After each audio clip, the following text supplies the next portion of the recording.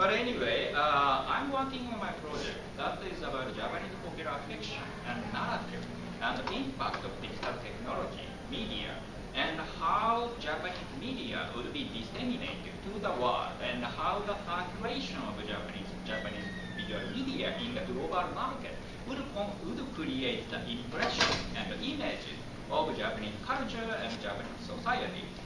So this is not just inside information about the Japanese culture industry. It's more about dissemination of national culture in the global market and how people consume, enjoy, read, write, and also post fiction, story, images, and that's my project. And for this particular talk, I want to focus on narrative. And narrative that will be particular to the digital age. I'll talk about so-called light novels. This is an interesting category. Recently became popular in Japanese popular fiction genres, and it's gradually being substituted with something. It's difficult to describe web serials. Some novels serialized on the web or disseminated through the web. In other words, the electronic dissemination of textual narrative. And this is the outline. So I'll briefly talk about why I have to talk about light novel. My theoretical background, and also my interaction and my challenges to the conventions of the discipline that is Asian studies. And I briefly introduce again, then I briefly introduce history of young adult fiction in Japan, from children's literature to so-called young adult fiction. And I talk about media mix in 1980s, and this is the issue of light novels comes in. And finally, I hope to talk about participatory culture in the 21st century, and that's about web series. I prepared 60 slides and hope to talk all the topic I prepared, but if I can't, I'll apologize in advance. So why Japanese popular literature? Why do we have to study popular literature? Last lecture of the ICS was about medieval literature and how people are not interested in the medieval literature in English department. But actually it's the opposite in Asian studies. People all talk about medieval literature and not contemporary literature.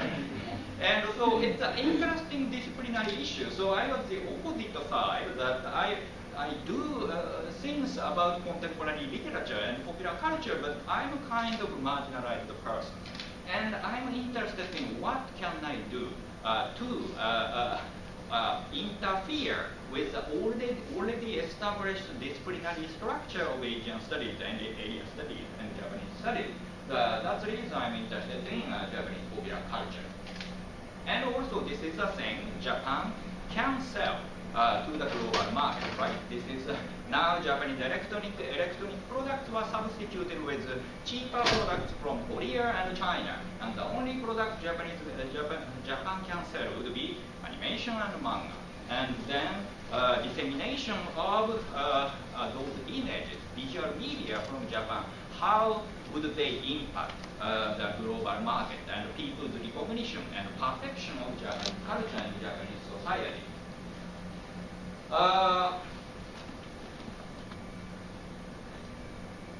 Maybe there are several possible ways of dealing with popular literature. For example, conventional ways would be talking popular literature in the context of conventional literature. So this is predominant in Japan. For example, the Oscar H talks about light novel, that's the extension of the I novel. The I novel is based on German-ish roman and basically confessional mode of writing. And some would say that's quite essentially unique expression of Japanese people and canonized in the early 20th century. And some people talk about light novels and many first-person narration of popular fiction in the context of this Japanese cultural tradition, but I would raise other issues that may be more relevant to the popularity of this first-person narration in popular literature. And you can talk about popular literature or using popular literature as an example of universal philosophy. Zizek would be a good case that Zizek is comfortable talking about anything because he is basically talking about Lacan, and he can use any example to support his interpretation of Lacan, right? So it's also really popular mode in Japanese among Japanese intellectuals. Some would say, like some critics, like Azuma would say, Japan is a country of postmodernism, and some people may share the view that Japan is more cutting edge, hyperspace, hyper-reality kind of thing. But that's again, perception, and that perception is actually, disciplinary, maintained by some critics that talking about animation as the example of hyperspace, hyper-reality, postmodern subjectivity. But again, that kind of perspective may miss some of the fundamental issues about media and how media would impact, people's way of consuming and producing meaning. And finally, cultural studies. Again here, Japanese cultural studies or American or Western cultural studies about Japan would be slightly different from cultural studies about American popular culture. And here, as I said, that Japanese studies mainly about pre-modern Japanese culture, the popular culture would be discussed as an extension of traditional Japanese, conventional Japanese cultures. So majority of Western media tend to focus on really conventional interpretation of about the image from Japan. This is Roger Ebert's review on Hayao Miyazaki's Spirited Away. How many of you have watched Spirited Away? And this is a very common understanding about Japanese culture, society that would have produced the animation. But if you are familiar with animation in general, I mean, shape-shifting. This is the very concept. This is the very concept of animation, not necessarily Japanese culture. So Miyazaki may have more interested in the essence of animation rather than culture, but somehow in the interpretive communities of academics, people tend to focus on conventional cultures or rather maintain already established concept about Japanese culture. And that's the question. And this is also related to the way the media, kind of universal commodity, when they travel or circulate in the global market, what would happen? Again, conventional approaches would be maintaining the cultural differences, incommensurable cultural differences between Japan and the West. And this is a typical argument if we talk about any discourses about cinema technology. Cinema as the apparatus is essential to Western culture. Technology comes from the West, and Japanese people provide, spirit or some kind of, sophistication, and that's very strong discussion among intellectuals of the early 20th century when they faced with the issue of Japanese people shooting a film using Western technology. So in this case, cultural differences between the West and Japan was maintained by ascribing technology to the West and Japan as a mind and body. Technology and technology and sophistication. And you can, create any kind of dichotomy, and that's very strong. And in some cases, Japanese people would be actually this is the response of Japanese intellectuals in the early 20th century that we will not be impacted by Western technologies. We have our identity secure, and we just borrow the technology and produce something, and that would appropriate for Japanese people. Again, this is the basis of, really strong argument, especially strong after the World War II about, Japanese people, they never impacted by technology, or they have their own way of appropriating everything, and the essence would never be changed. And that's, again, as I said, maintained by many scholars still about some of the unchanging characteristics of Japanese people. Here, I want to introduce the concept of Benedict Anderson. As you may know, that Benedict Anderson is the critics scholar who talked about the nation state as imagined communities, and that's really widespread notion. But at the same time, he talks about limit of imagination. In other words, the nation is not just imagined. You'll find some people who cannot be imagined as part of your group. In other words, limit of imagination would define you as a citizen of a particular group of people. In other words, projection of someone, some alternative to your society or group of people you belong to, and maintain the maybe dynamic, but dynamic negotiations, but at least try to that dynamic or constant negotiation almost permanent. In other words, creation of incommensurable differences between Japanese people, Japanese culture, and the Western culture. So creation of incommensurable differences that really strong in disciplines in Asian studies. And my proposition would be, rather than talking about differences, how Japanese people do differently, why not talking about the similarity? The way Japanese people just appreciate and appropriate technology, and that may be similar to the way you appreciate and enjoy technology and entertained by some media content. And let's start from here.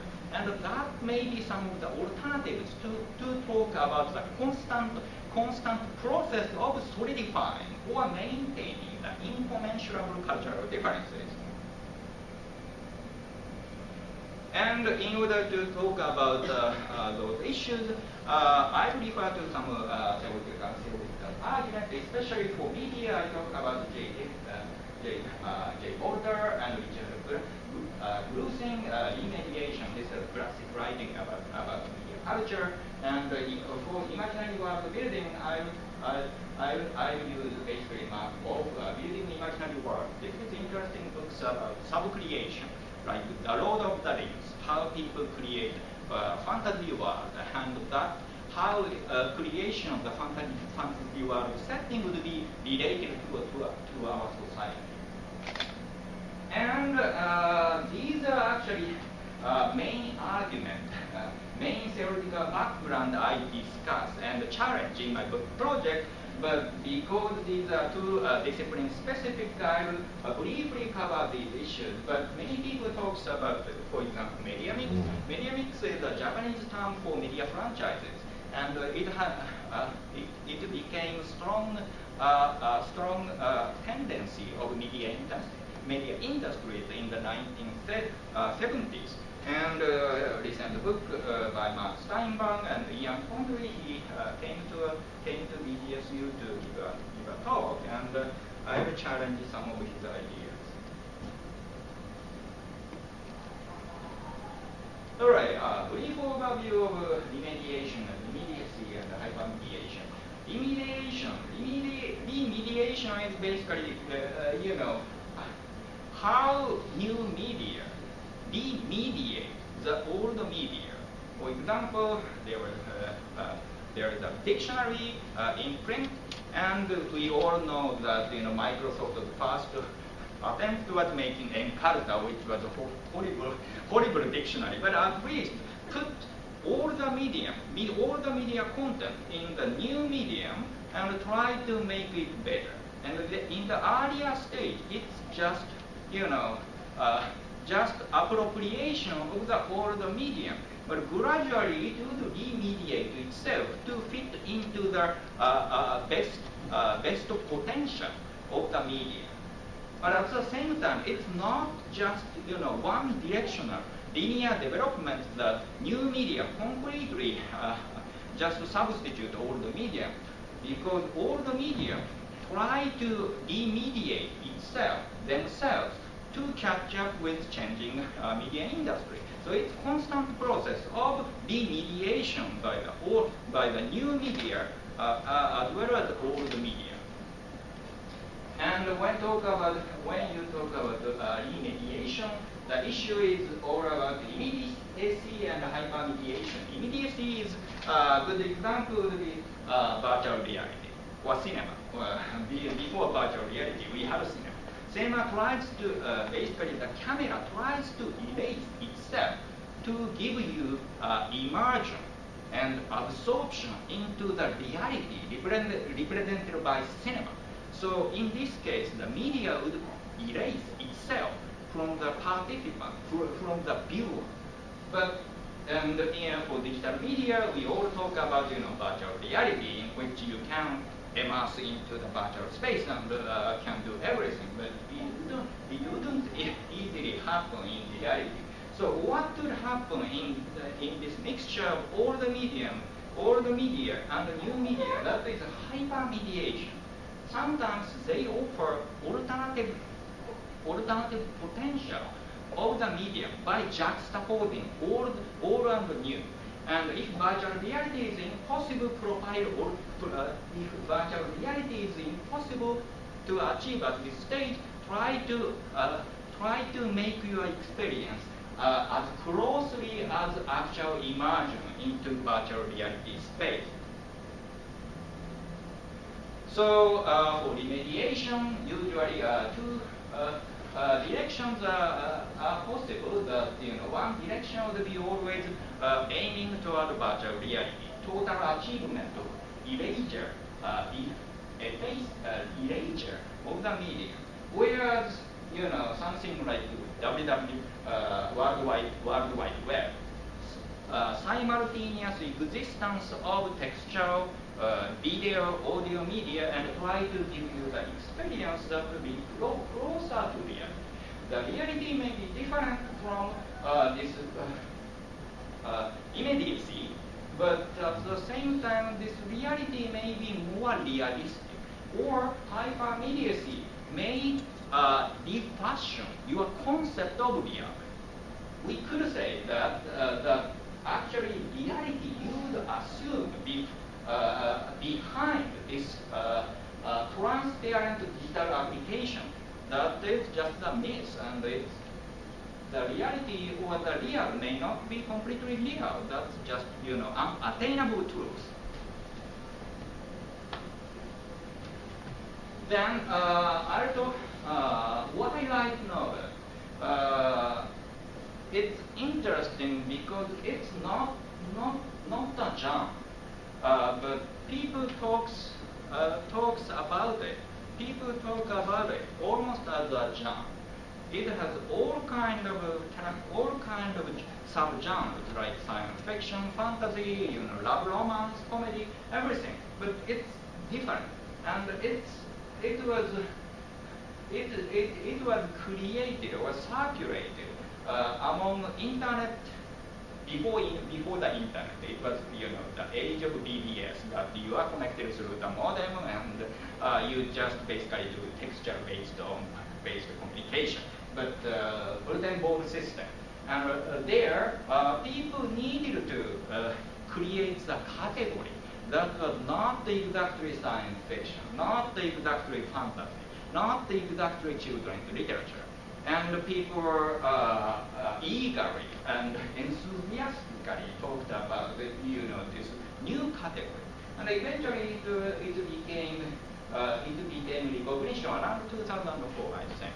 And again, this is early adapter of modem-based computer communication to the internet. So again, this is related to the rise of the internet and people, the way of connecting each other and creating this interesting category, or almost like a genre that would support their desire, or that would support a group of people who find entertainment or enjoyment into some kind of a series of particular kind of novel. And that's the reason I'm interested in the concept of the light novel and the function of light novel in contemporary Japanese culture.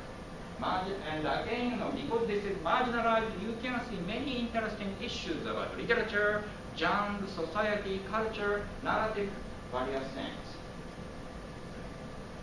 And also, this is important point. I think you all know, I believe. How many of you have heard the word light novel? Some of you, that's good. If you go to any bookstore, now the section is made for those kind of novels. And I talk to my students sometimes, and formerly many students said interested in Japanese manga, and now people are more interested in Japanese light novel.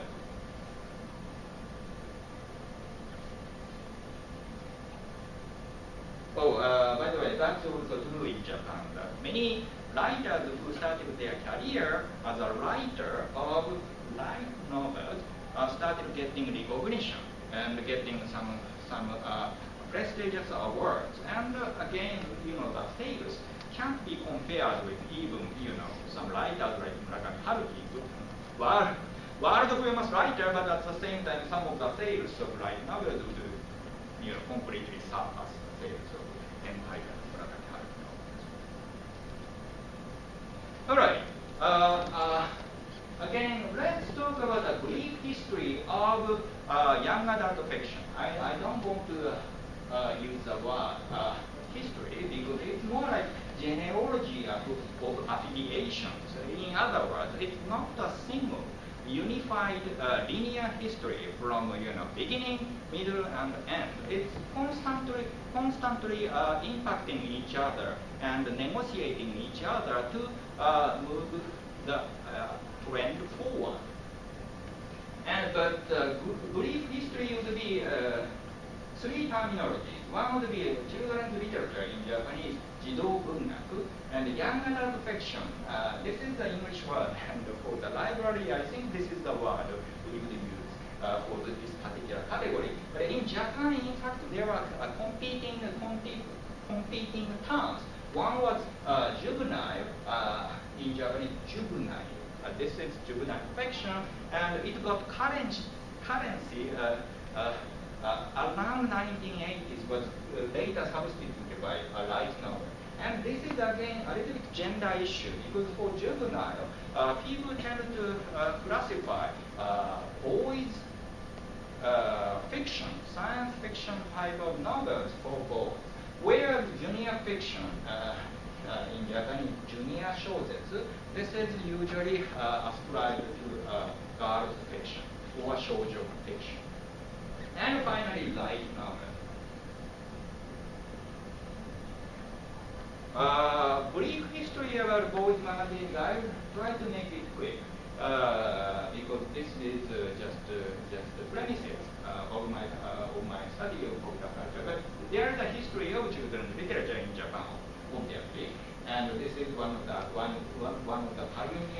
pioneering magazines of boys fiction, the Shonen Sekai. As you can see, this is Imperial Army. I think this was published in 1926, and it talks about the plan of attacking some island of the United States and winning against the United States. I think 16 years before the Pearl Harbor. So really, popular imagination for boys and targeted toward, I think, teens or even young. And this is the advertisement of some of the toys you can buy, like toy gun and spy camera and typical cars. And for girls, so for boys, you are aiming towards the ocean. You are aiming towards the foreign nation, whereas girls, you stay at home. The fun was, and this is shoujo sekai. And they serialized the fiction as well as providing some education of imperial citizens. And this is about how to wear makeup and how to play inside. So children's literature, strict gender division, but at the same time it's about its educational effect of improving children's literacy. By the way, around this period that Japanese literacy in Japan was almost top in the world because of the strong imperial educational system, and those magazines actually helped the literacy of the Japanese children. But at the same time, really strong ideological messages from the top. So for military and adventure scenes for boys and romance scenes for girls, and the idea would be this is a good saying, old saying, the good white mother of imperial nation. And along with girls and boys magazines, of course, any kind of magazine for every kind of niche market. Japan was even ahead of some of the Western nations in terms of print capitalism, because the government supported the entire project of making the nation stronger and more intellectually mature. And that is related to also, publication of paperbacks and pocketbooks. And this is modeled after, interestingly, Beckland Universal Library in Germany, and that's again related to German Empire, some project of making the nation better and literacy of the nation better. And Japan just follows the German model by publishing Iwanagi Bunko starting 1927, almost similar,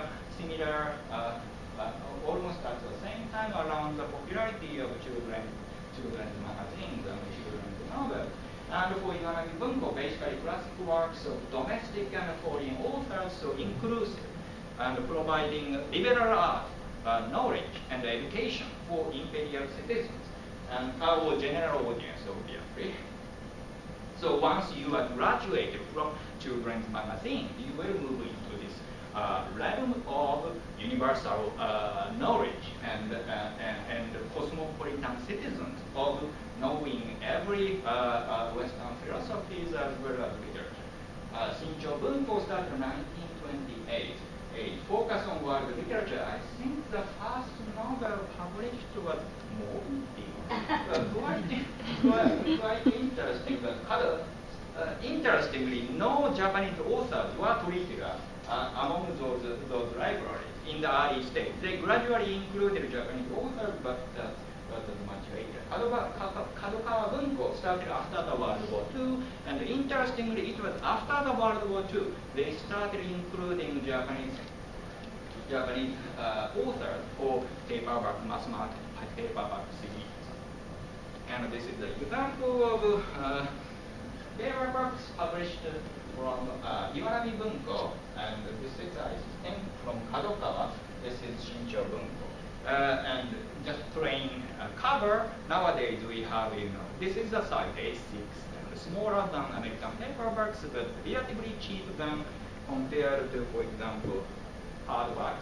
But so almost 1/3 or even quarter of the price of the hardcover. You can, and also it's portable, so you can carry everywhere. By the way, the idea is to carry the knowledge or accumulation of human civilization everywhere, and to become a better citizen of the world.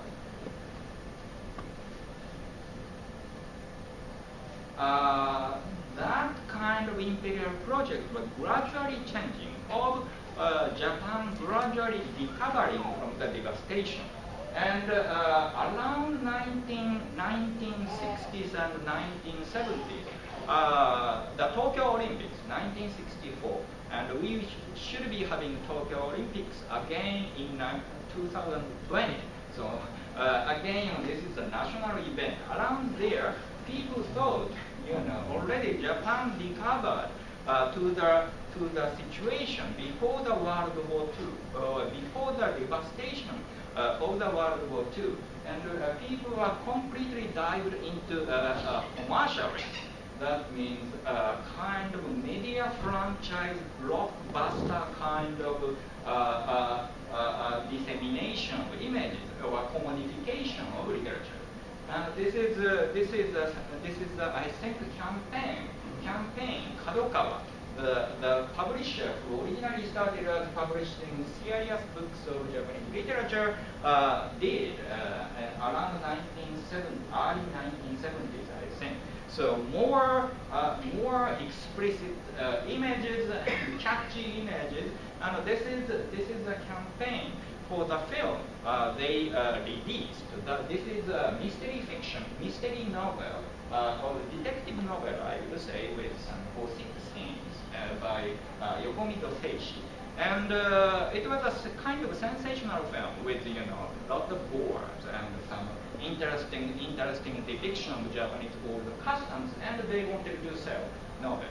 By the way, contrary to American blockbuster strategy, usually American blockbuster would be centered around the film or film producing company, whereas Japanese media franchise tend to focus on publisher. So publisher had power over selling media content in different media formats. So, helped by the popularity of popular fiction, popular novels in mass market paperbacks, and this was also around the time of oil crisis. But where the hardbacks were gradually losing market share. This is the percentage of hardbacks and bunko mass market paperbacks in the total sales of all the books published in Japan in 1972. So bunko gradually started increasing the share, and I think around 1980 it became almost around 30% of all the books published. Whereas hardbacks losing share, and I think around 1980s, I don't have the number, but it's less than 10%. So people don't buy hardbacks. We are buying more paperbacks. That boosted targeting every niche. This is the beginning of juvenile fiction or young adult fiction in Japan. So, pioneer of the movement was Sonorama Bunko. They targeted toward children, again, really sensational cover illustrations and some science fiction, horror, mystery. Basically, try to scare children, goosebumps kind. And Kobato Bunko follow. Again, this is a continuation of children's literature, so they have a strong gender division. For Sonorama Bunko, they have some novels for girls, but mainly targeting toward boys, as you can see from the covers of these novels. Whereas Kobato Bunko was specialized in girls' novels. Quite interesting, by the way. These two novels are for the Kobato Bunko, Kobato mass market paperbacks in print. Interestingly, the same author, usually male author, adult author, wrote adult pornographic literature for the general audience. This is Tomishima Takeo, and this is Kawakami Soton. They were famous for kind of pornographic literature. It's important because marginalized literature, but at the same time, they also thrived in girl novel. So they provide a stripped down version of sexual, romance for girls. Again, this is, just romantic comedy, but at the same time, the message is clear. So you have some idea, or the society, predominantly male society, has some ideas about women, and telling girls, even for girls, that how you should behave. So continuation of the imperial project of educating children. All right, let's start from the rise of mass market paperbacks in Japan, because I think this is very important aspect literary scholars tend to overlook, because those tangible things like how it is bound, how the cover is designed, and how people open and touch the book, that usually determines the value of the novel, or how people consume and purchase media content. And in Japan, around 1970s, we had the so-called the third publication boom of mass market paperbacks. Mass market book paperbacks had a history in Japan, and the earlier version would be something like this. This is a typical Japanese mass market paperback, smaller than American paper like this one. This is science fiction, and I'm also a science fiction book collector, but smaller and portable. And the those paperbacks started before the World War II with mostly imperial mission of making Japanese citizens smarter and increase literacy. So quite understandably, earlier versions of mass market paperbacks called bunko in Japanese, that's targeted toward accumulating knowledge, introducing world literature, making you a better citizen of the world. That's the mission. So the first mass market paperback started by Iwanami Shoten. Iwanami, the name of the imprint would be Iwanami Bunko. That started 1927. You can look at the slide. But it's about philosophy and foreign literature. And the second paperback book series started by Shincho Bunko is also about world literature. I think one of the first first title included in the series was American literature, like Herman Melville, Moby Dick, Nathaniel Hawthorne, all the classics of American literature, world literature. Whereas in the 1970s, Japan had a kind of movement toward media franchises. It was also, of course, helped by American blockbuster strategy of selling not only the film, but including related merchandise like novels, adaptation, comics, cartoons, items, toys, everything, or even food. And in Japan, it was usually initiated by publishers, and one of the pioneering publishers was Kadokawa Shoten. That's usually one of the big three, along with Kodansha and Shueisha. And Kadokawa pioneered this field because compared to Shueisha and Kodansha, Shincho, Kadokawa was a relatively newcomer and wanted to include entertainment component to formally more philosophical and serious literature-oriented mass market paperbacks.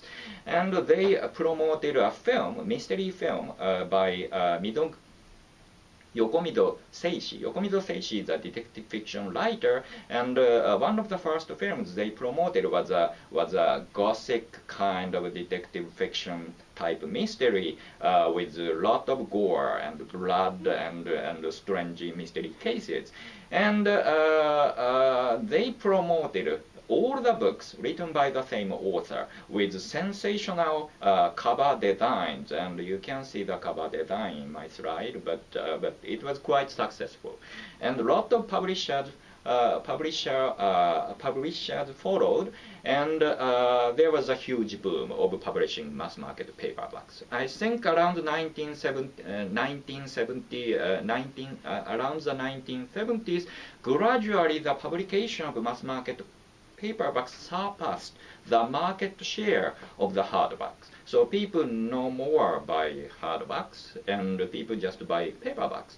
And conventionally, almost all the novels were first published in hardbacks and then turned into paperbacks. But that almost reversed. The speed of turning one hardback into paperback quickly increased, 1 year. Formally, it took sometimes 5 years or even more to have a mass market paperback version. But paperback version came out just quickly, and in some cases, I think around 1980s, many writers started writing novels just for paperbacks, and there is the rise of the field, rise of the area, or even a genre called young, in Japanese, juvenile, or junior fiction, but usually in English,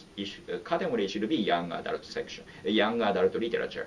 That means not exactly children's literature targeted toward young adult audience with various genre themes like mystery, horror, fantasy, science fiction, all the genres, but usually not so much mature content and some of the regulations in terms of things you can depict in those novels.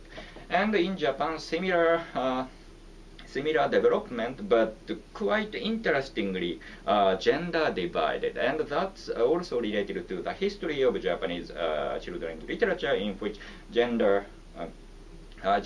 division was strict, that for boys to become a good imperial citizens, that means encouraging adventure, and to become an officer, to become a military officer, and to win over the other nations and invade into unknown terrains. That's basically the mission of universal good imperial citizens. And whereas for girls, the ideology was this is Japanese saying that good wife and wise mother. So you should, women should stay at home. Girls should develop some skills to support men who are heading towards the world and make a good domestic space to produce future Japanese citizens. So it's a clear gender division, and it was maintained even up to 1970s. So new mass market paperback series published from Shueisha. This is Kobalto Bunko, targeted towards entirely toward girls, in Japanese called shoujo, and whereas Sonorama Bunko, published from Asahi Sonorama, this book series was entirely targeted toward mostly boys, and as you can see from the cover design. And it's interesting, this is another example, another difference from Japanese bookstore settings. Again, I talked about tangible things, for example, book cover design and how it's bound, and also how books are arranged at bookstores. In the United States, usually if you go to bookstores, there are sections of science fiction, literature, fantasy, mystery. So genre-based divisions. But if you go to Japan, usually it's about book series based distinction. So if you go to bookstore, it's not science fiction. You have a book series. For example, Iwanami Bunko, totally dedicated to better your knowledge, that's philosophy, classical literature. And if you are that kind of person, you go to the section of the Iwanami Bunko. Whereas if you are going to science fiction books, there is a publisher who specializes in science fiction, and you go to that section, and you will get science fiction book. This is Hayakawa Shobo. Hayakawa Shobo is dedicated to publishing science fiction, and if you have, if you are interested in mystery and detective fiction, you would go to Sogen Suiri Bunko. So it's interesting. It's interesting that each book imprint is more about not genre divided. I said that each book imprint, book series tend to focus on a particular genre, but obviously, all the publishers want to expand their collection. That means even in some book series dedicated to science fiction, they want to publish something like mystery, more romance, that create interesting genre mix within each book print. And this is somehow related to Japanese publishing industry and production of books, which is not exactly divided into American concept of genre divisions. That's something interesting. So anyway, Kobalto Bunko is focused on girls' novels. They call junior fiction. So junior as something you can read as a teenager, and once you are graduated, you start reading adult fiction. Adult fiction is not a good word, but novels for a general audience. But obviously, even within in Kobalto Bunko, you have many genres. Some are focused on history, some are mystery, science fiction, fantasy. But predominantly, many books from Kobalto Bunko tend to be focusing in romance comedy, because that's for girls, and that's something this book series inherited from tradition, conventions of Japanese children's literature. And especially early stage of Kobalto Bunko, most of the authors were actually adult male, and interestingly, they are specialized in romance, and usually novels for the general audience focusing on romance would be pornographic literature. And many of the writers are actually in the general market writing a kind of pornographic novels. And as a side job, they wrote some romantic, stimulating teen fantasy for girls. So again, we could say that it could be a potential of, introducing some sexually controversial material into girls' novel genre. But at the same time, that movement of introducing forbidden topic to teen comic, teen novels, that was brought by basically male authors. In other words, the structure of some matured writer imposing some appropriate idea for children, that is not changed for this particular book imprint. But gradually, the situation was changed, and that was brought by the other medium, that is shoujo manga.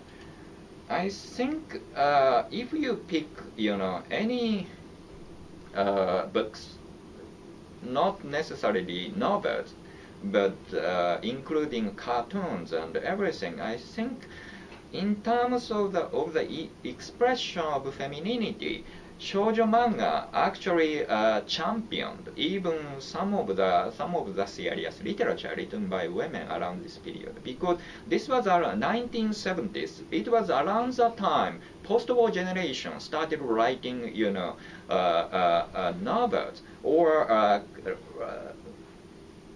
producing cartoons based on their experience and their feeling or their challenges to the society. And I think something marginalized in the dominant literary market was channeled into cartoons. And many cartoonists in Japanese, manga artists, really young female manga artists, did something remarkable and something interesting in expressing women's feeling, girls' feeling, and that was not seen in the mainstream media back then. And for example, here I have a typical example of boys comic. This is by Chiba Tetsuya, and very famous. And some would say this is one of the first nationally recognized comic, because this is a story about some guy who lives in the slum, becomes a world boxing champion. So this is a success story comparable to the Rocky trilogy, and because this corresponds to Japan's recovery from the devastation, it was kind of moral support, spiritual support of developing Japanese nation. But if you look at the style, so the content is conventional, growing up story, Bildungsroman type of story. And the style is pretty much cinema, and you can look at the panel arrangement. So it's basically establishing shot and gradually camera focus into a small part of the city, and almost doing a kind of montage presentation of the various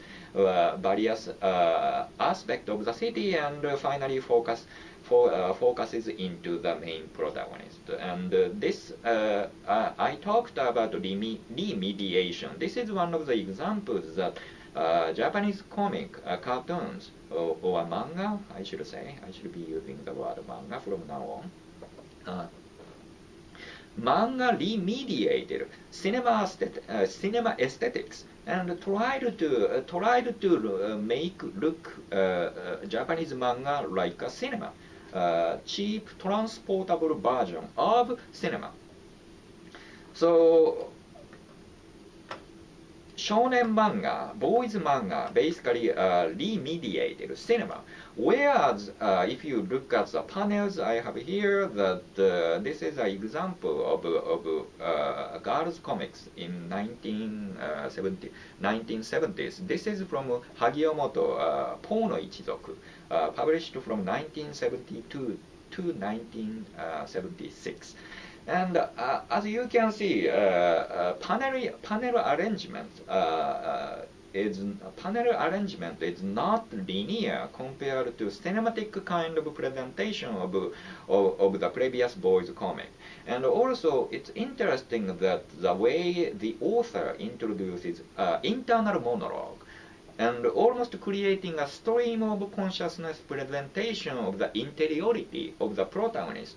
The protagonist is interestingly a boy, so this is again interesting that women's feeling, young women's feeling, girls' feeling transmitted or conveyed through boys' interiority. This is another issue we can talk about in terms of gender presentation in Japanese popular culture, but this is off topic.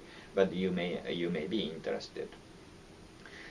But anyway, this became the characteristics of girls' comics around this period, and I posted many other examples of expressing interiority using internal monologue of the protagonist in girls' comics, and it's very effective.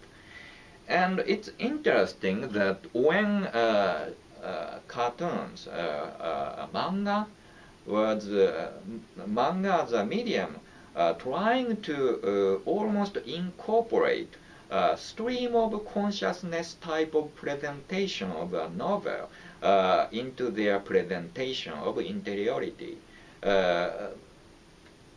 Some of the junior novels published from Kobalto Bunko started reincorporating that manga style of presentation of shoujo into their writing. That's something interesting interaction between various medias, which I would say examples of remediation of different media. And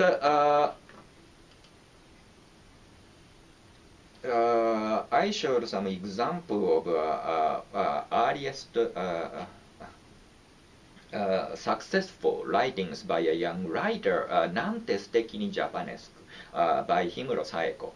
And this is important, firstly, because it's a historical novel. It's about a girl in the medieval court, That means she was a maid servant for the empress, and but it's not historic at all, because this girl is pretty much, contemporary girl, constantly complaining about male dominant society of this classical period. So it's interesting take, almost like challenges about all the historical male dominant kind of ideologies which was still surviving in Japanese society in 1970s.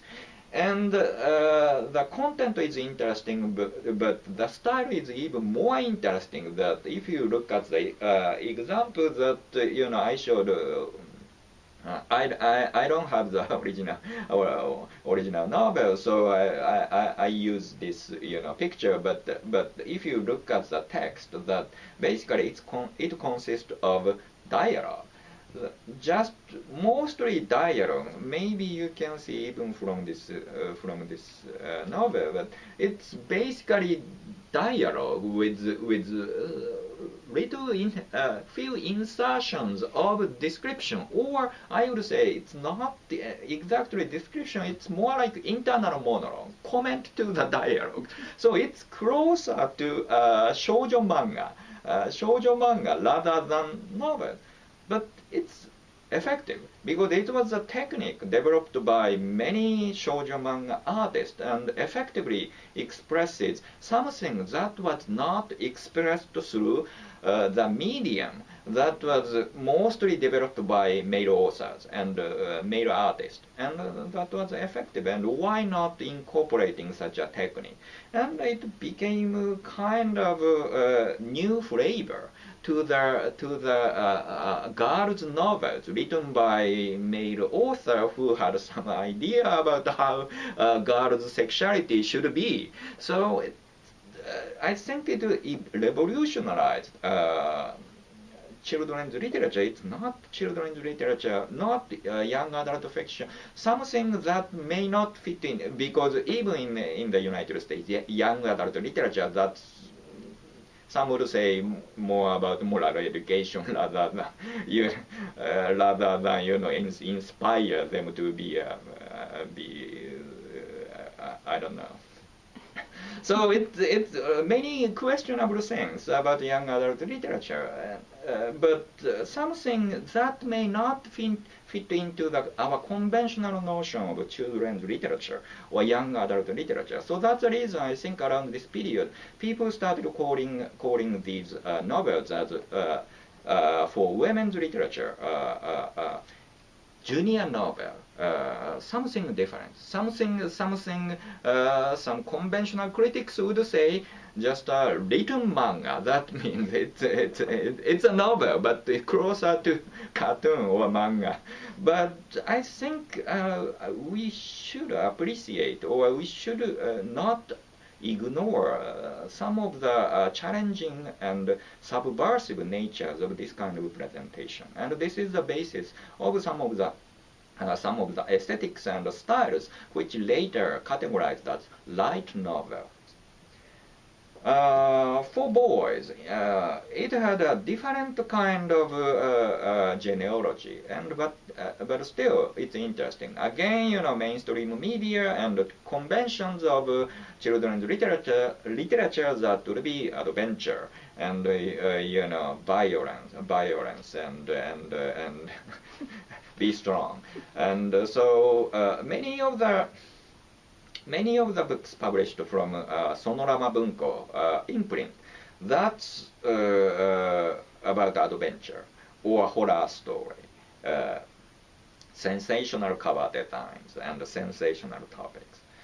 And also around this period, media franchises and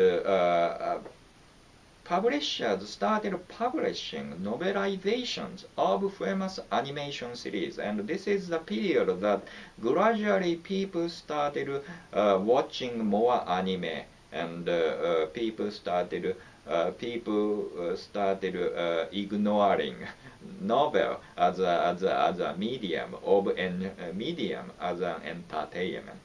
So quite understandably, many publishers started publishing novelizations of famous popular animation series, or even novelizations of cartoons, manga.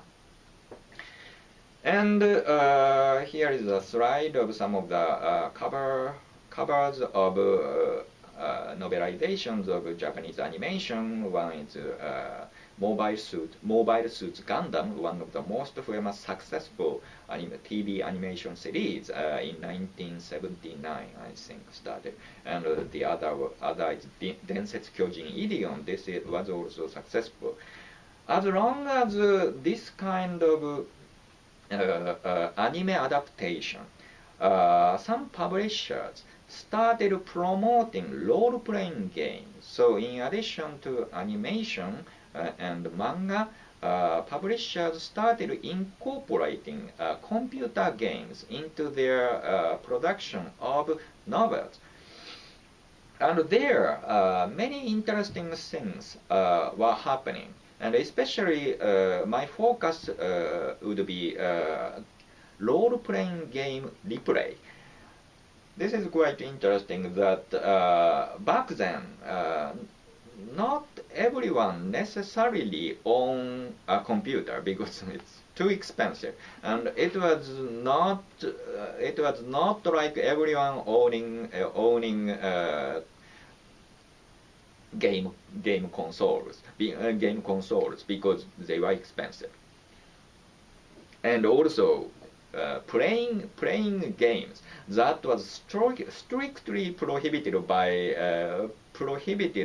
in some situations. That's not socially accepted behavior of having a game console at home and playing games. And some families even prohibited, including me, that watching TVs. So this was back in 1970s and turning into 1980s. So I'm talking about around 1980s. But at the same time, publishers and as well as game companies wanted to promote newly rising game genre, that was role-playing game. And before computer role-playing games, there was a tabletop role-playing game. Some of you may be familiar with tabletop role-playing game. It's an old format that you have the rule book, and you have characters, and you have the game master, and you have the story map, and you play the players, and through interactions you develop the story. So it's more participatory culture rather than a single user gameplay of a computer role playing game. And the Japanese publisher Comptique, the Japanese publisher Kadokawa, wanted to promote this game genre through their magazine Comptique, and there was a group of people who was an early adapter of this game genre and imported American game sets of Dungeons and Dragons and other tabletop role-playing games, and they started making their own rules, local rules, and the publisher wanted to transcribe their gameplay and wanted to promote how fun to play a role play, to do a role play in this kind of setting, to sell, obviously the game rule books. But anyway, it was this is a history. This is a setting that record of Rhodes War was serialized in Comptique as a role-playing replay. So it's basically, conversation-based interaction of characters and game master's intervention into the gameplay. And obviously, the publisher provides the map and character parameters, and as well as the rule books. And it was successful. And the dungeon master or the game master of the role-playing game replay turned their replay into a novel, and that was published from Kadokawa Sneaker Bunko imprint, and that was Record of Lodoss War. And again, it was an interesting introduction of aesthetics, which doesn't fit into a conventional novel. It's a role-playing game, and the story development is different from kind of something like Bildungsroman of the protagonist becoming a nice person, overcoming obstacles. It doesn't exactly follow that formula because it's a role-playing game and it has a different trajectories and development. Or some would say it's not based on to become a better person. It's just more like improving their skills of coping with various situations and defeat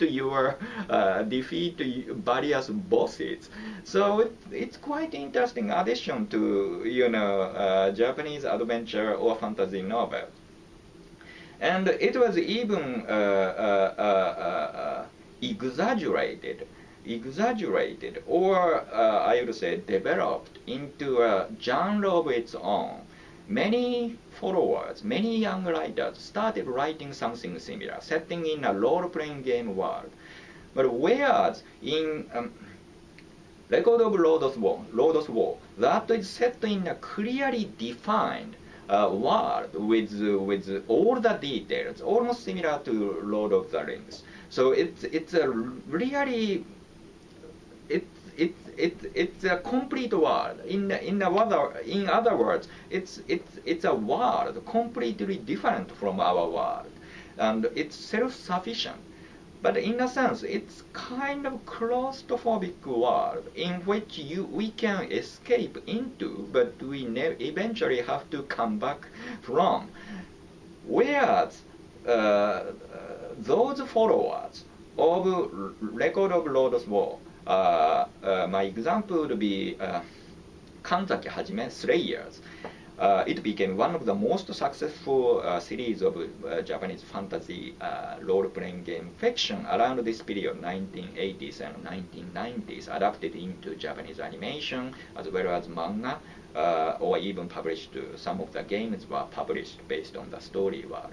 But this is, I would say, if I can make a distinction between modernist kind of presentation and postmodernist kind of presentation, it's clearly postmodernist in terms of the creation of the world. Record of Lodoss War, really modernist kind of almost hallucinatory production of this complete self-sufficient world. You escape into the world and you achieve fullness in the world.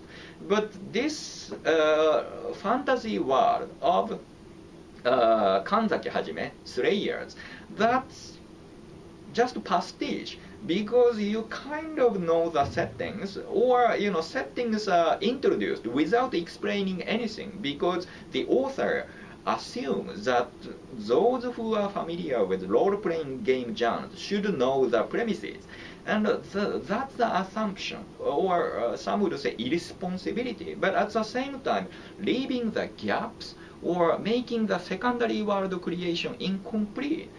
It encourages participation or identification to the world, because everyone can identify with the world, because this is kind of shared world, shared through multiple media, and shared through rising popularity of Japanese role-playing games. This was the time the giants of Japanese role-playing games started, like Final Fantasy series, and also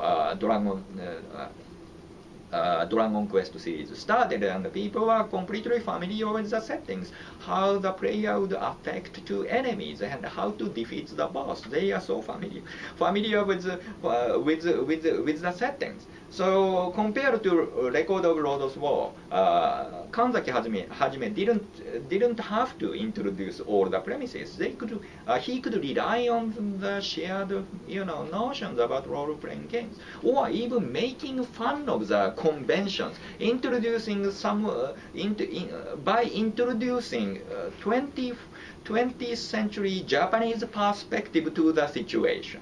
So if we define our world as the primary world in which we live, and all the rules and philosophy and values are defined, and the secondary world creation of this fantasy world, and if we divide primary world and secondary world, and for Record of Lodoss Wars, it's all about this secondary world and completeness. And you will move from the primary world to the secondary world and enjoy the adventure in this secondary world. Whereas in Slayers, it's not exactly clear demarcation between primary and secondary. It's just, the world are interacted together, and some values are obviously coming from the primary world, or comments from our, some news articles, or some recent development in Japanese society, constantly referring to this, secondary world. And the secondary world itself is not the creation of the author. It's almost like a pastiche kind of shared database. Japanese author Azuma Hiroki introduced the idea of database consumption, that it's not, clearly demarcated, or in other words, creator-oriented or producer-oriented world in which, we consumers need to subordinate, or it's not that kind of top-down kind of imposition of entertainment. This shared world is almost like a database, or something that you can participate. In this case, in Japanese society, in Japanese culture, that's about participating into rising internet, not before the internet. So this is a modem community. You are connected through modems, slow kind of analog kind of technology, but still, people exchange information, and gradually, creating this community, or interpretive community, through which people accumulate knowledge, and people create value to consume and enjoy. And it was around the community of the early network communication. People started talking about light novels, because those novels, obviously, including Record of Lodoss War or Kanzaki Hajime's Slayers, they were not categorized into conventional fantasy fiction. Record of Lodoss War can be categorized into conventional fantasy novel, but it's different. Again, this subtle anxiety, or subtle feeling that it's not fit into this conventional distinctions. And this conventional distinction is obviously coming from American distinction of science fiction and fantasy, because science fiction community in Japan was developed around Hayakawa Bunko, novels published from Hayakawa Bunko mass market paperback. And Hayakawa is completely dedicated to translating American and British science fiction. So people had those science fiction fans, Japanese science fiction fans, back then had in terms of the notion of science fiction was completely American science fiction, something shared by American science fiction fans, almost contemporary, I would say.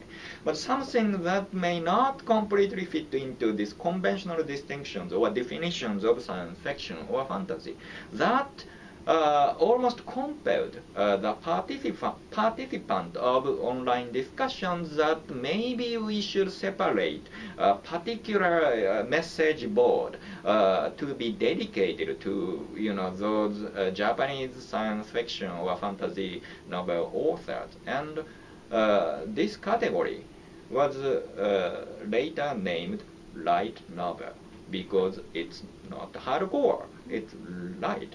It's not serious. Some would say just plain empty. But at the same time, as I said, in terms of girls' fiction, something empty in a conventional sense may have some subversive value in different contexts, and that's my argument. I think that's a very important development of light novel genres. Genre mix, but also developed through remediating different medium and gradually changing young adult fiction market. At this point, it's not solely about particular age group or not solely about gender, because for example. Kanzaki Hajime's Slayers, which I mentioned as postmodern kind of game replay. It's interesting words. Postmodern fantasy role-playing game replay. But the protagonist is actually a woman, and the author taking this women's almost caricaturized perspective. Again, from a feminist perspective, this should be criticized. But at the same time, interesting introduction of female perspective, or the perspective, as I said, developed by junior fiction genre, by remediating manga aesthetics. That was mediated within novel genre by male author of providing female perspective, female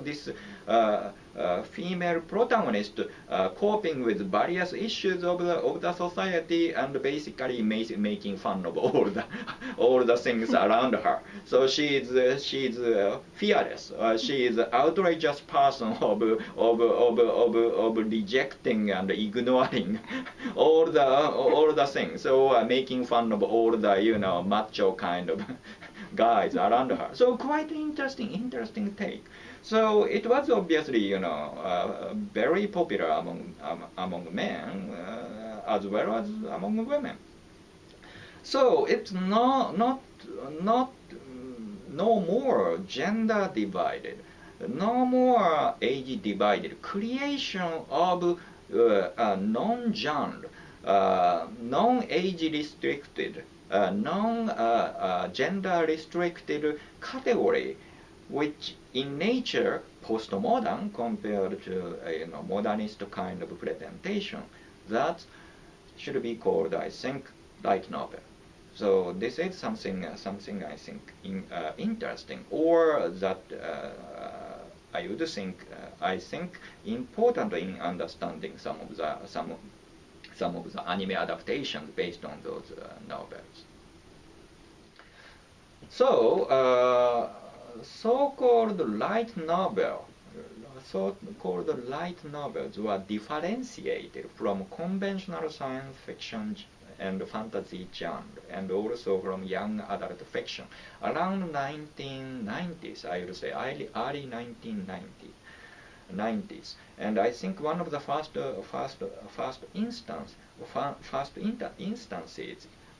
the word light novel was used was among networked communities, and that was in 1990, I think.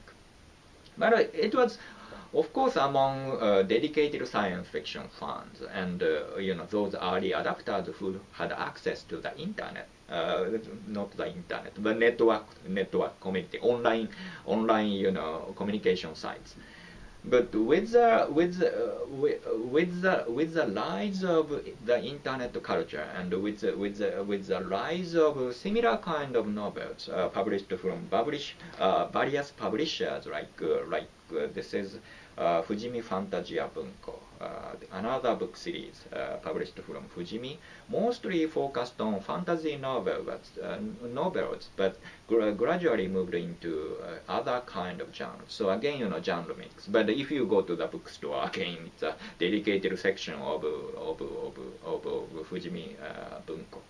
And this is Dengeki, mostly focused on contemporary school comedy, but again, and some adventure, as you can see from the cover. This was turned into successful animation, and some of you may have watched an anime adaptation.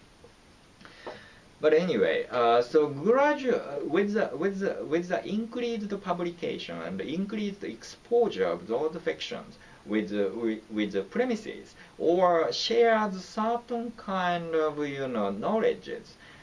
Again, because those novels don't completely construct the coherent world for each series. So again, assumption would be the readers would be familiar with this kind of non-genre kind of perspective of the world that may be shared by fans. And along with the increased exposure of those novels and also increased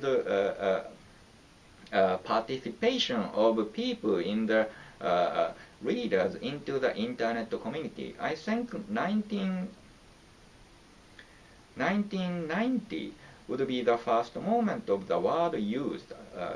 But it gradually became not the marginalized genre from the science fiction fandom. It became light novels as a genre. It's not a genre; it's non-genre, but let's say a group of novels based on similar assumptions. That became the topic shared by many internet users around 2004. 2004 is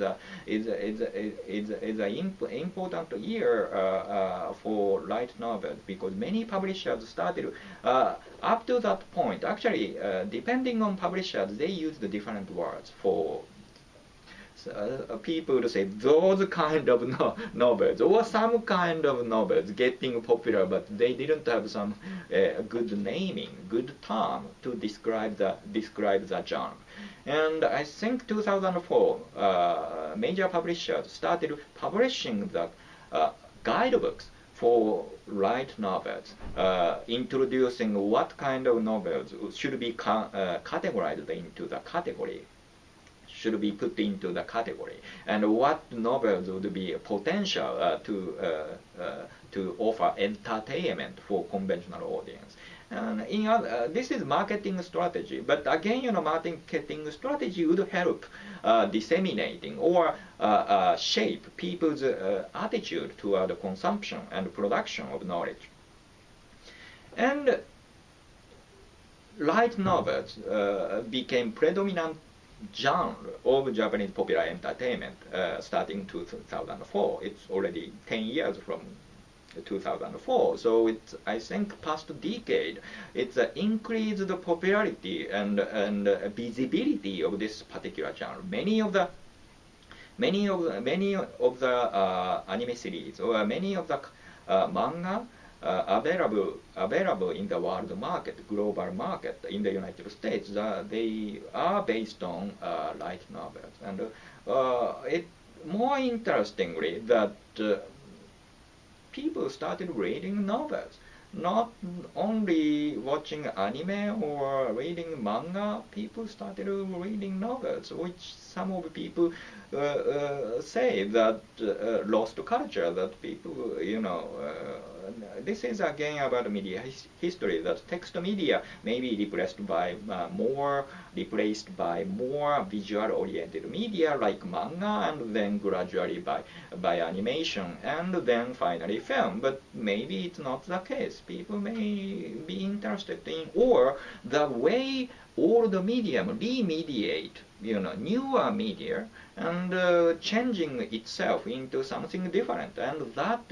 may attract contemporary contemporary consumers. And light novels would be one of the examples that people started reading novels, and that can be seen in the statistics of not only teenage Japanese teenagers, but many people started reading novels, and light novels are helping this kind of shift from visual-oriented media. I wouldn't say shift; it's more like reshaping print genre into something different. It's maybe belonging to a larger kind of community of consuming some images. So it's not necessarily cinema, animation, comic, novel separated. It's more like some word or some shared some word that can be participated as a encouraging and enjoyable word to belong, and novels become a viable source to have access to this world. And this kind of participation, not necessarily something imposed by producers, carefully controlled. For example, media scholar like Henry Jenkins talks about transmedia storytelling, how to sell products by developing, some carefully constructed narrative. So you intentionally leave a plot hole in the original film, like his example is the Matrix franchise. So intentionally leaving the plot holes, and that would be explained in a game version or a cartoon, or in the sequel. And how to sell as many items as possible using this carefully constructed story world. So this is producer oriented, and he is constantly struggling how to incorporate. Maybe I have to defend Henry Jenkins as well, because he is from science fiction fandom, and so he completely understands fandom activities. But it's really difficult how to incorporate, and this is one of the popular topics among producers, how to incorporate fandoms, because it's always about copyright. So how to control copyrights? They want to incorporate fans, users, but at the same time, they have to defend copyrights, and that's a difficulty. This interaction between corporate-controlled world creation and more user-generated world construction. And I would say that this light novel genre is more or less user-controlled participatory culture, in which basically inexperienced writers publish novels. Some would say that conventional writers would say that writing style and also rhetorics of those novels are just horrible because they are not experienced. But at the same time, they incorporate really interesting aesthetics, and the way they assume behind their series, fantasy novels, fantasy world, science fiction, that's quite interesting, because that's a reflection of something we share, or something entertainment industry in general shares. Some cliche kind of presentation of role-playing game world or fantasy world settings. things, and people constantly talking about on the internet in terms of this world setting, or making fun of the premises of those setting, those world and settings. And it's again interaction, not necessarily a positive creation of the world. Criticism or making fun of the world could be part of participation. This is again fun culture and also participatory culture, but this is again part of the internet culture. And it's not surprising that light novels as a genre had more affinity with web serials than print media. And so that's the reason I introduced the second topic, that was web serials. And web serials are getting really popular throughout the world, and especially in Japan, I think, because again, web serials tend to have a history as a fan fiction. So you have the copyrighted materials based on which you develop your own version. But because you are using copyrighted materials, you can't publish your story anywhere. But interesting story. And some writers started their career from that kind of fan forum, and gradually substituting copyrighted characters with their own characters and created their own unique stories. And in Japan, it was particularly striking that many of the recent successful anime franchises are actually coming from web serials. And one of the earliest examples, earliest successful examples would be Sword Art Online. Sword Art Online is, I think,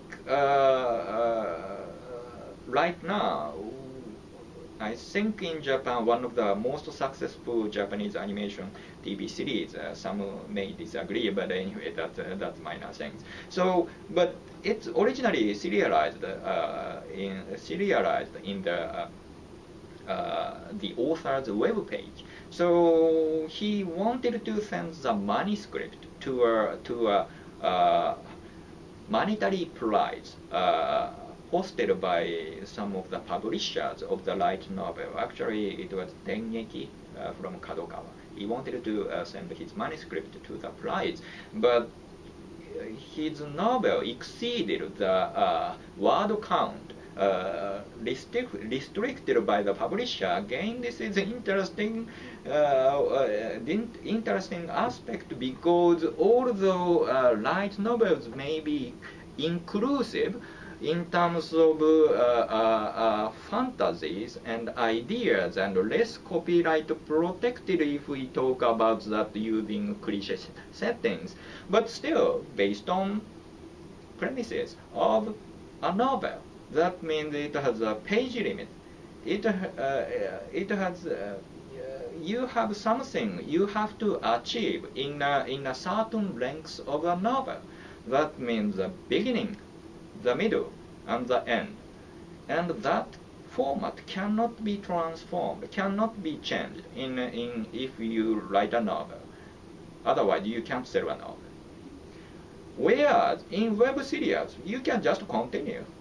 And the author, Kawahara Reki, just kept writing for 6 years or so. I think it's 20 volumes or more worth of length, and it doesn't follow conventional chapter divisions, or conventional divisions may be imposed by the medium-specific restrictions of a printed novel, and that was eye-opening for some really seasoned readers.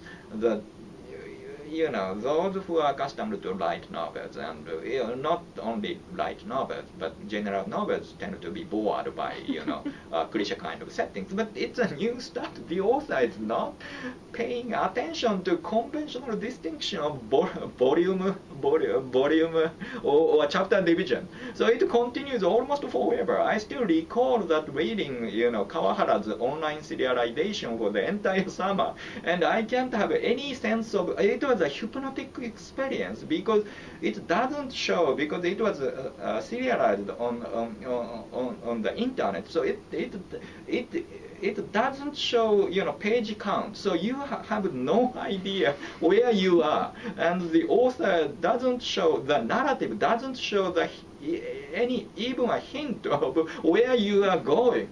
But at the same time, it's exciting. And it was turned into TV animation and later even in manga. And unfortunately, because anime version needed to follow the structure of that, you know, first season, second season, unfortunately, less interesting for my perspective, but at the same time, what he provided to the media industry to make web series as a potential site for user participation, that should not be overlooked, and helped by those kind of novels. This is Sword Art Online is just one example. There are many novels serialized, or even, you know, serialized more like a news group. You get, you know, each installment every week or every month kind of, you know, serialization. So publishers, even publishers started this kind of experiment of selling novels, which some people would say that, you know, dying medium in the age of digital and visual culture. But anyway, so in order that's again, you know, the other aspect that print media or text media try to incorporate some of the new technologies, or new technologies like the internet try to incorporate conventional, remediate conventional textual medium and try to, you know, help each other to sell items. And there are many user-generated content sites created around 2000, 2003, 2006, 2008. And I showed some of the examples, and eventually I'll also list links to those sites, and you can check about their, you know, designs and the interface, because again, the interface is important. People tend to forget. But Arcadia is one of the earliest examples of user-generated content sites, and that's hosted by a single author, a single person. So it's text-based, and formerly it was just a site for cell phones. So only textual access was possible, and it was basically fan fiction site. So it allow users to post fan fiction based on copyrighted characters, and they accepted original novels, original creations, but those original novels were not so popular initially, but gradually the increased the number of submissions of original works, commercial intervention to this kind of genre, and there was a rise of commercial sites of hosting, allowing users to post their novels. And one of the earliest examples would be shousetsuka ni naro. Literally, it means let's be a writer, let's become a writer, and you can post your creative works. In fact, this site clearly prohibits posting copyrighted fan fiction. Fan fiction based on copyright materials. So you have to post original works. But again, you know, it's boundary is broad, or, you know, not clear that you know, it's adapted or fan fiction or derivative, many arguments can be made. But anyway, at least the site clearly prohibit fan fiction. And that is related to the strategy of the hosting company. Hosting company eventually started a publishing house and started publishing some of the successful novels of their site. In other words, this is a very inexpensive way of finding new talents, because users just without giving any compensation post novels, and without hiring any reviewers, volunteer reviewers, just reading novels and evaluating posted novels. So quite interesting site, and through the interactions with the creators and readers, and readers are also commentators, because you can post a comment or you can bookmarks, and this is similar to the Amazon marketplace or any commercial sites, that if you bookmark, the system would record your behavior and give you suggestions that what kind of genres, what kind of topics, or what kind of authors you may be interested in. So again, there are many keywords generated by the system, as well as the authors or sometimes users, and many popular keywords are created, and based on the keywords, creators create original works, where as well as readers enjoying consuming stories based on the settings and the genres. And some of the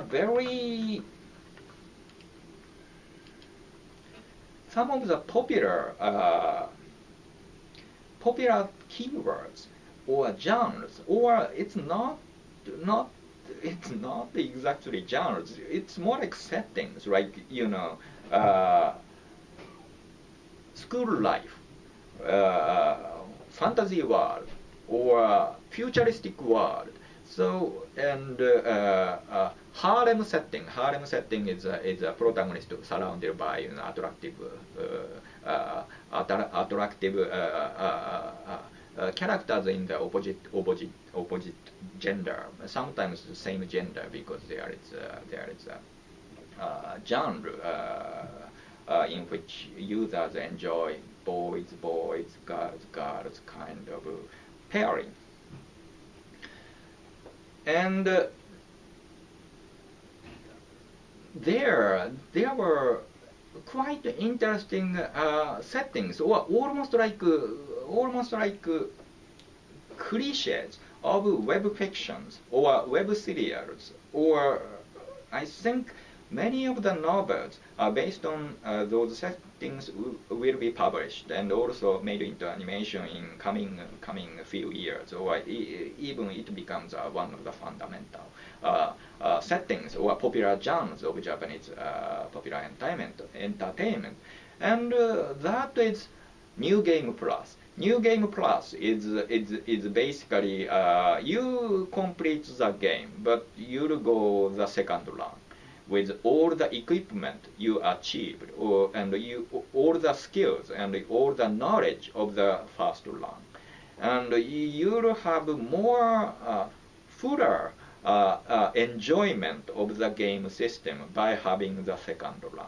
And you can have the third run, fourth run, almost forever. You can continue. And also, by the way, some role-playing games or some games, adventure games, assume you have multiple plays. That means, for example, you can't complete all the weapon sets or skill sets only through the single single game run. Single completion of the game. So you have to have the second run in order to get all the equipment. That's very common in game culture.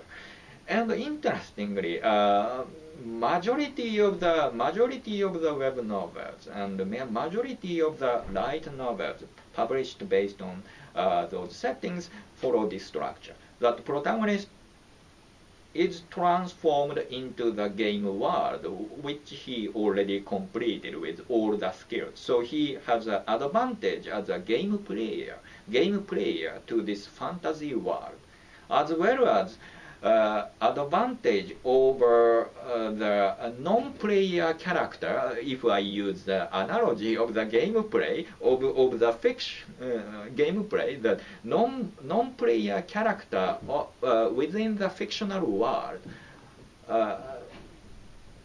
compared to the non-player characters of the fictional world, the protagonist has advantage as a player who know our world. In other words, knowledge of the primary world. So this is again the interesting blurring of the distinctions between conventional creation of the secondary world. This is more about interaction between primary world and secondary world. Again, we can expand this, analogy into various fields. This is more about, our life as a real person in our world, and your identity in the online community, and your online identity will be completely different from your identity, and it's always through interaction. And we can't just say, our identity here is secure. Your identity would be rather created through interaction between multiple online identities and your, real life identity. So many web serials actually follow this interesting structure of accessing multiple worlds, and with almost parallel world or parallel world and multiple access to various world views. And New Game Plus is getting really popular format for web serials, as well as light novels recently published. Sword Art Online, for example. This is not exactly New Game Plus, but the setting is you are transported in the virtual game world, and you are trapped into the virtual game world, and how to escape this virtual game world.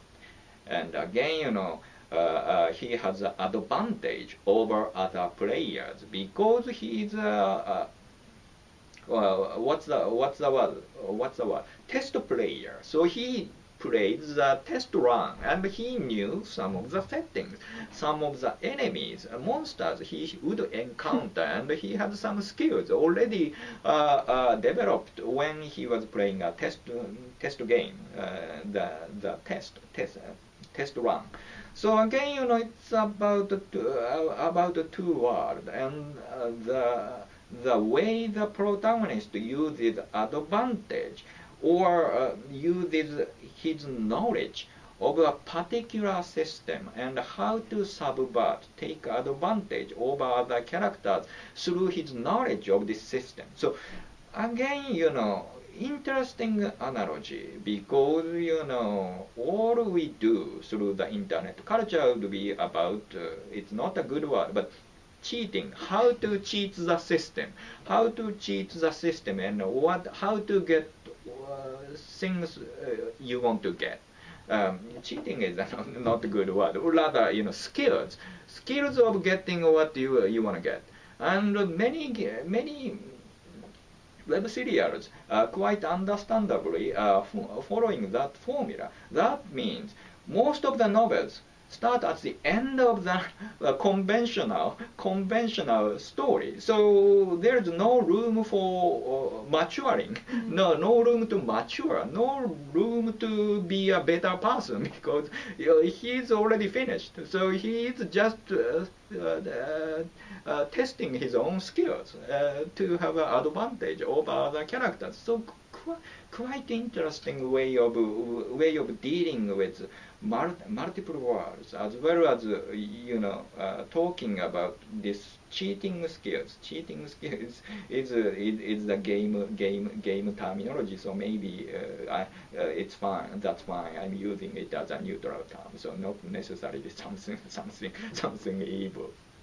So, or along with New Game Plus, popular topic would be something like reincarnation. So don't take it as a Japanese thing. It's similar to New Game Plus, that you're transported into a different world as a baby, but with a full knowledge of the primary world and how to make your environment better by knowing the primary world. So fantasy world setting would be they may have some, magics and sorcery and other skills, but at the same time it's basically represented as you can see that middle age kind of setting. Because, and from there they would provide any details about the social structure, that because they had sorcery they did never develop technology, but you have the knowledge of the modern technology and how to interact with the old society or this medieval society with your cheating skills of primary world. So again, similar settings. Again, that means although the story begins with the beginning, I mean the life of a baby. Again, baby is already matured. In other words, it's starting from the end, but from there, I'm not saying that starting from the end would be essentially problematic or a problem, because from there you can develop interesting stories of subverting or challenging all the premises about achievement or something you assume or something already take for granted. So quite interesting challenges about conventional settings of role-playing game world and fantasy world making, and or even not direct but subtle criticisms of our society in general. So, in order to conclude, I'll talk about one online novel I want to pick, that I want to introduce, that is Maoyu. Maoyu is actually not serialized into those user content sites. It's actually just posted in the general bulletin board, comparable to 4channel in the United States. There is a message board called 2channel in Japan, and it's a typical text-based message board that you start a thread starter, start a thread based on a particular topic, and any participant anonymously can join the thread. And Maoyu was actually originally posted in one of the threads. There is a group of thread which is based on talking about particular setting. Particular setting could be, you encounter, you become a baby. What do you do? You are transported to a different world. What would you do? You live in the civil war. And what do you do with the knowledge of 21st century? Various settings, any kind of settings, and users usually would participate by interesting ideas as well as challenging or making fun of other people's responses. And there was a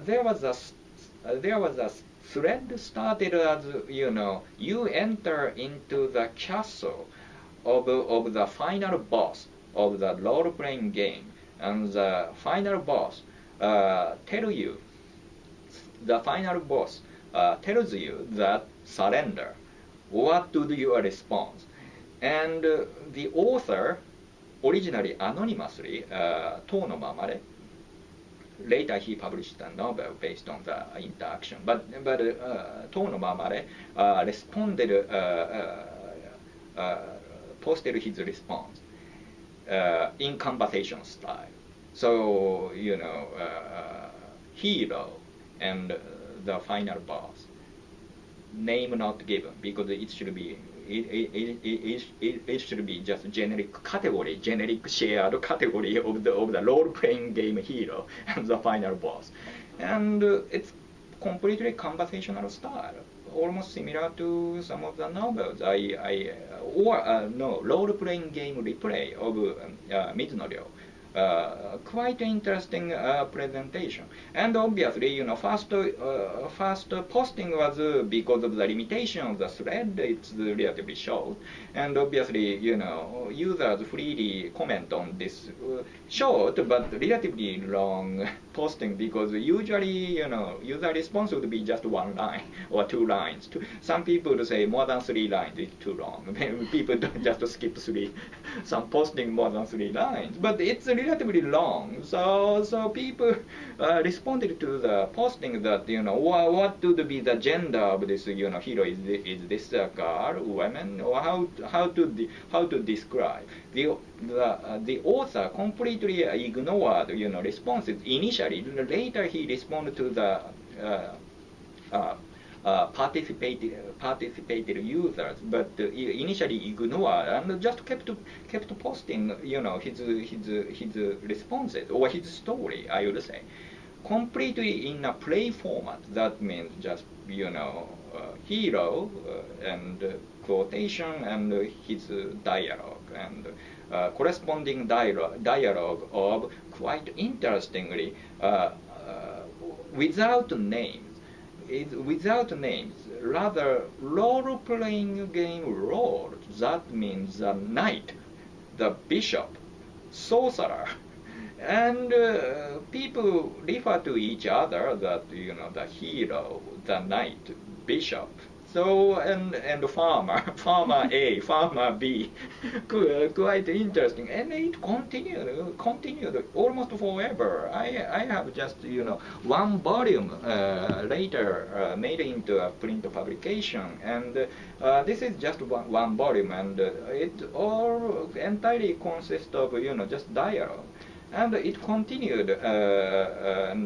And we have total, I think, 5 volumes of this kind of thick, you know, dialogue of characters, role-playing game characters, and again it begins from the end, and author basically challenges all the premises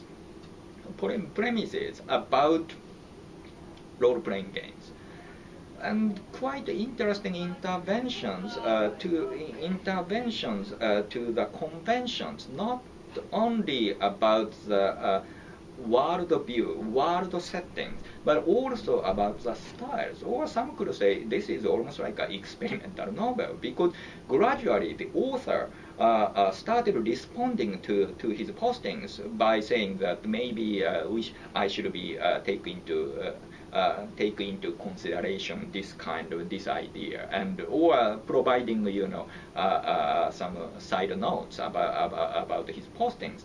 Finished product, printed product is actually, you know, omitting all those comments from other users and just printed all the things, all the conversations posted by the author, but at least the editor tried to replicate the feeling by providing some notes, detailed notes about, you know, what is discussed here. Because I think topic is really serious, because as I said, the novel begins that with the encounter with the arch enemy or the final boss. By the way, final enemy is depicted as attractive women, and the hero is a typical stereotypical hero. But what this women, the final boss, tries to convince the hero, why not killing the final boss would not benefit the human being, would be economy. So it's interesting theory about economy and politics, and about our society, or we could say this is a commentary about the middle age in general, how technology should be incorporated into this middle age society. By the way, this final boss, Mao, Mao is in Japanese arch-fiend, or something equivalent to the word, or the devil. Seems to have knowledge of the first primary word, that means technology. For example, introducing, potatoes to this society, but potatoes in this society is treated as evil. By the way, it's similar in Christianity, right? Originally treated as some evil because it doesn't appear in the Bible, and anything not included in the Bible should be treated as a devil plant. But she says that this would save this poverty and famine, and her interaction and the way of persuading the protagonist, who is a stereotypical hero of a role playing, drives the story forward. In other words, this is a commentary of the author about all the premises almost shared by role playing game players, or the accumulated knowledge of light novel genres in terms of role-playing game replay kind of settings. And that presentation, almost postmodern presentation, is quite interesting. And this is not just exceptional case. There are many examples of web novels doing something similar. So some people say that postmodern novels is already over, that, Pynchon is too serious. So originally taken as a subversive value became the authority, and people tend to ignore, his experiment. But here it's popularized, but still interesting challenges about our society and all the premises, and it's happening in the internet communities. I'm not sure the printed version may appropriately capture the atmosphere and the feeling of this online community, but it tries. Or we could say that this is a truthful transcription of the online postings, and people buy the printed version in order to memorize, in order to share the experience they had by participating in the generation and production of the story by Tono Mamare. So people may not read the novel, but just buy it in order to, memorize their experience on the internet, which is theoretically, just ephemeral and not everlasting. So that may tell us, other kind of potentials of print media. And as you can see that in Amazon, in fact,